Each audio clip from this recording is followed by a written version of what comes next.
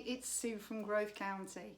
This is another short video in response to the fact that more than 80% of people in a survey that I conducted recently said they would like to have a few hints and tips with online meetings when working from home. So these are all really basic, no longer than 2-minute videos. I've got a selection of about 6 on my website, and at Sue Moore, if you want to connect with me on LinkedIn, I would welcome any connections with small business owners in particular, because I really want to help you at this difficult time. So without further ado, 2 things that I'm going to cover in this very, very short video. One of them is etiquette and the other one is training.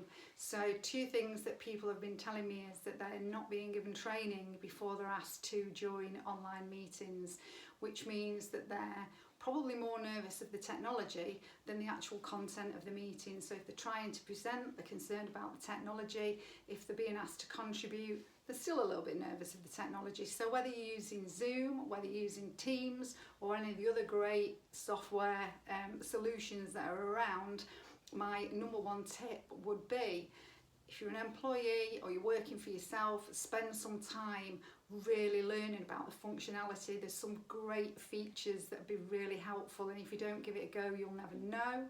And if you're an employer, maybe just have an hour's session showing everybody the different functions and how to use them so that they can get comfy.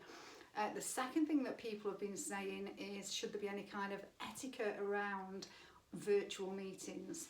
And one of the things that they were talking about in particular was, quite often you'll turn up for a meeting, there might be half a dozen people, 4 have got the cameras on, 2 have got the cameras off.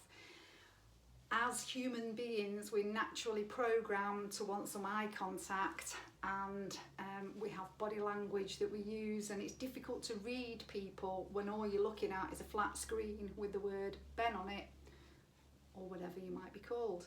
So I would say to everybody, really give some consideration to how you can get over that within your organisation. Is it better to have everybody, a policy for everybody to have the cameras on so you can see each other and you know whether people are engaged or not? Or does privacy and the fact that we're operating from home come into play, and how do you and people around you feel about that? So they're the 2 things for today. Need some training, think about etiquette around online meetings. Thanks very much. There's a few more short 2-minute videos. Please do take a look. It's Sue Moore at Growth County.